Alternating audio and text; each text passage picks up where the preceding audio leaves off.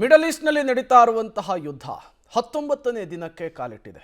ದಿನದಿಂದ ದಿನಕ್ಕೆ ಯುದ್ಧದ ತೀವ್ರತೆ ಕೂಡ ಜೋರಾಗ್ತಾ ಇದೆ. ಇದರ ನಡುವೆ ಇದರ ಎಫೆಕ್ಟು ಭಾರತದ ಮೇಲೆ, ಕರ್ನಾಟಕದ ಮೇಲೆ ಅತಿ ದೊಡ್ಡದಾಗಿ ಬೀರ್ತಾ ಇದೆ. ಈಗಾಗಲೇ ಹೋಟೆಲ್ ಉದ್ಯಮಕ್ಕೆ ಅತಿ ದೊಡ್ಡ ಪೆಟ್ಟನ್ನು ಇದೇ ಯುದ್ಧ ಕೊಟ್ಟಿತ್ತು. ಈಗ ಚಿಕನ್ ಮತ್ತು ಈ ಮೀನು ಮಾರಾಟಗಾರರ ಮೇಲೂ ಕೂಡ ಯುದ್ಧದ ಎಫೆಕ್ಟ್ ಬೀರಿದೆ. ಹೇಗೆ ಅನ್ನೋದರ ಡೀಟೇಲ್ಸ್ ಇಲ್ಲಿದೆ. ಯುದ್ಧದ ಬಿಸಿ. ಕೊಡಗು ಜಿಲ್ಲೆಯಲ್ಲಿ ಉದ್ಯಮ ಕುಸಿತ.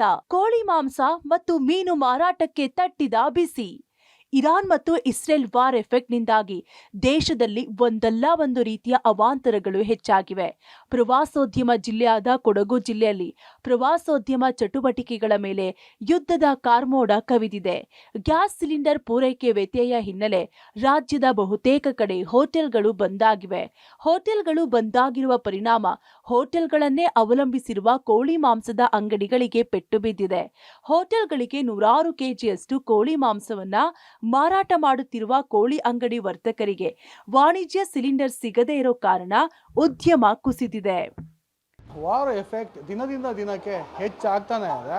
ಅದರಲ್ಲೂ ಕೂಡ ಇದೀಗ ನಾನ್ ವೆಜ್ ಪ್ರಿಯರಿಗೂ ಒಂದು ರೀತಿ ಶಾಕ್ ಕೂಡ ಎದುರಾಗಿರ್ತಕ್ಕಂಥದ್ದು. ಯಾಕಂದರೆ ಚಿಕನನ್ನು ಕ್ಲೀನ್ ಮಾಡುವಂಥದ್ದು, ಕೋಳಿ ಕ್ಲೀನ್ ಮಾಡಿ ಅದನ್ನ ಮಾಂಸ ಮಾಡಿ ಮಾರಾಟ ಮಾಡುವಂತಹ ವರ್ತಕರಿಗೆ ಇದೀಗ ಗ್ಯಾಸ್ ಸಿಲಿಂಡರ್ ಕೂಡ ಲಭ್ಯವಾಗದೇ ಇರತಕ್ಕಂಥ ಹಿನ್ನೆಲೆಯಲ್ಲಿ ಅವರು ಕೂಡ ಸಂಕಷ್ಟದ ಸ್ಥಿತಿಯಲ್ಲಿ ತಲುಪಿದ್ದಾರೆ ಅಂತಲೇ ಹೇಳ್ಬೋದು. ಸರ್, ಯಾವ ರೀತಿ ಸಮಸ್ಯೆ ಆಗ್ತಿದೆ ತಮಗೆ? ಸಮಸ್ಯೆ ಅಂದರೆ ಕಮರ್ಷಿಯಲ್ ಬುಕ್ ಮಾಡಿದರೆ ಬುಕ್ಕಿಂಗ್ ತೆಗಿತಿಲ್ಲ, ಮತ್ತು ಅವರು ಸ್ವಿಚ್ ಆಫ್ ಮಾಡಿದ್ದಾರೆ.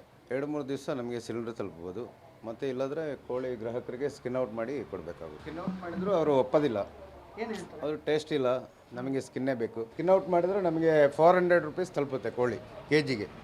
ಈಗ 260.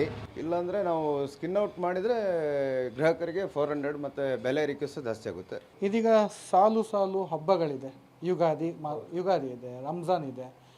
ಇದಕ್ಕೆ ತಮ್ಮ ಅಂಗಡಿಗಳಲ್ಲಿ ಏನು ಮಾಂಸಗಳನ್ನ ಪೂರೈಕೆ ಮಾಡುವಷ್ಟು ಏನಾರು ಇದೆಯಾ ಸ್ಟಾಕು? ಕೋಳಿಗಳು ಪೂರೈಕೆ ಮಾಡ್ಬೋದು, ಆದರೆ ಲೈವ್ ಈ ಕ್ಲೀನಿಂಗ್ ಸೆಕ್ಷನ್ಗೆ ಸ್ವಲ್ಪ ಕಮರ್ಷಿಯಲ್ ಇಲ್ಲದೆ ತುಂಬ ಕಷ್ಟ ಆಗುತ್ತೆ. ಗೃಹ ಬಳಕೆ ಕಮರ್ಷಿಯಲ್ ಇಲ್ಲ ಅಂದರೆ ಗ್ರಾಹಕರಿಗೂ ತುಂಬ ಕಷ್ಟ ಆಗುತ್ತೆ, ನಮಗೂ ತುಂಬ ಕಷ್ಟ, ಅಂಗಡಿಯವರಿಗೆ. ಮತ್ತು ಈ ಕೋಳಿ ಕ್ಲೀನಿಂಗ್ಗೆ ತುಂಬ ಕಷ್ಟ ಆಗುತ್ತೆ.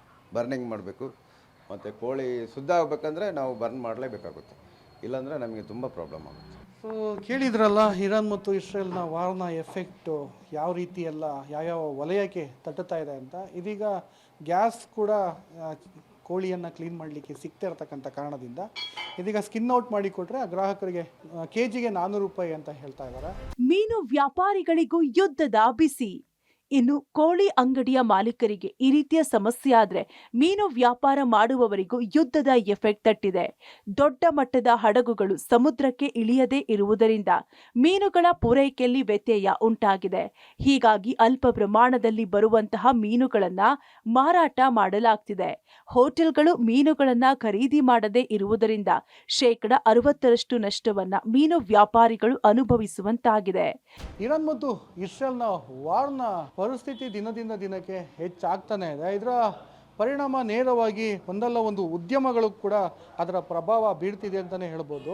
ಮೀನು ವ್ಯಾಪಾರಿಗಳಿಗೂ ಕೂಡ ಅವರೇನು ಹೊರತಾಗಿಲ್ಲ, ಅವ್ರಿಗೂ ಕೂಡ ಯುದ್ಧದ ಪರಿಸ್ಥಿತಿ ತಟ್ಟಿರ್ತಕ್ಕಂಥದ್ದು.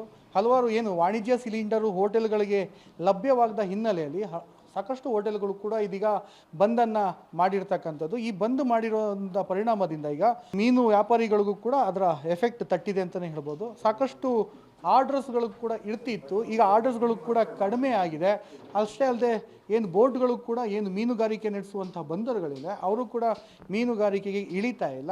ಹೀಗಾಗಿ ಇರುವಂತಹ ಮೀನುಗಳನ್ನೇ ಒಂದಷ್ಟು ಬ್ಯಾಲೆನ್ಸನ್ನು ಮಾಡಿಕೊಂಡು ಮಾರಾಟವನ್ನು ಮಾಡ್ತಾ ಇರ್ತಕ್ಕಂಥದ್ದು. ಇದಕ್ಕೆ ಸಂಬಂಧಪಟ್ಟ ಹಾಗೆ ಅಂಗಡಿಯ ಮಾಲೀಕರಾಗಿರ್ತಕ್ಕಂಥ ದಿನೇಶ್ ಅವರು ನನ್ನ ಜೊತೆ ಇದ್ದಾರೆ. ಸರ್, ಏನೆಲ್ಲ ನಿಮಗೆ ಎಫೆಕ್ಟ್ ತಟ್ಟಿದೆ ಸರ್ ಈ ಯುದ್ಧದಿಂದ? ಅಂತಂದರೆ ಡೀಸೆಲ್ ಪೆಟ್ರೋಲ್ಗಳು ಬರದೆ ದೊಡ್ಡ ದೊಡ್ಡ ಬೋಟ್ಗಳು ಯಾವುದೂ ಹೋಗ್ತಿಲ್ಲ, ಅದರಿಂದ ಮೀನಿಗೆ ಸ್ವಲ್ಪ ಎಫೆಕ್ಟ್ ಆಗಿದೆ. ಮತ್ತು ಹೋಟೆಲ್ಗಳಲ್ಲಿ ಆರ್ಡ್ರ್ಗಳೆಲ್ಲ ನಿಂತೋಗಿದೆ. ಫಿಶಲ್ಲಿ ಸುಮಾರು ಕಮ್ಮಿ ಮಾಡಿದ್ದಾರೆ, ಹೋಟೆಲ್ ಅವ್ರದ್ದು ಆರ್ಡ್ರ್ಗಳು ಯಾವುದೂ ಹೋಯ್ತಿಲ್ಲ. ಒಂದು 50% ಬಿಸ್ನೆಸ್ ಇದೆ, ಒಂದು 50% ಆದರೂ ಸಹ ಎಫೆಕ್ಟ್ ಆಗಿದೆ. ಈ ಹೋಟೆಲ್ ಅವ್ರು ಏನಾದ್ರು ನಿಮಗೆ ಇಂಥದೇ ಮೀನು ಬೇಕು ಅಂತ ಆರ್ಡ್ರ್ ಕೊಟ್ಟು ತರಿಸ್ಕೊಳ್ತಿದ್ರೆ ಈಗ ಅವರು ಏನು ಹೇಳ್ತಾರೆ? ಈಗ ಹೋಟೆಲ್ ಅವ್ರದ್ದು ಆರ್ಡ್ರ್ ಇಲ್ಲ. ಒಂದು 10 kg ತಗೊಳ್ಳೋವಂಥ ಹೋಟೆಲ್ಗಳು 1-2 kg 3 kg ಥರ ತಗೊಳ್ತಿದ್ದಾರೆ. ಈಗ ಟೋಟಲ್ ಎಷ್ಟು ನಷ್ಟ ಆಗಿದೆ ಸರ್ ನಿಮ್ಮ ಅಂಗಡಿಗೆ? ಎಫೆಕ್ಟ್ ಆಗಿದೆ, ಡೀಸೆಲ್ ಇದರಿಂದ ವಾರಿಂದಾದ ಎಫೆಕ್ಟು ತುಂಬಾ ಇದೆ. ಕೇಳಿದ್ರಲ್ಲ, ಮೀನು ವ್ಯಾಪಾರಿಗಳ ಪರಿಸ್ಥಿತಿ ಕೂಡ ಯುದ್ಧದ ಎಫೆಕ್ಟ್ ತಟ್ಟಿದೆ ಅಂತಾನೆ ಹೇಳಲಾಗ್ತದೆ. ಒಟ್ನಲ್ಲಿ ಯುದ್ಧದಿಂದ ಕೊಡಗು ಜಿಲ್ಲೆಯ ಪ್ರವಾಸೋದ್ಯಮ ಹಾಗೂ ಹೋಟೆಲ್ ಉದ್ಯಮಕ್ಕೆ ನೇರ ಪರಿಣಾಮ ಬಿದ್ದಿದೆ.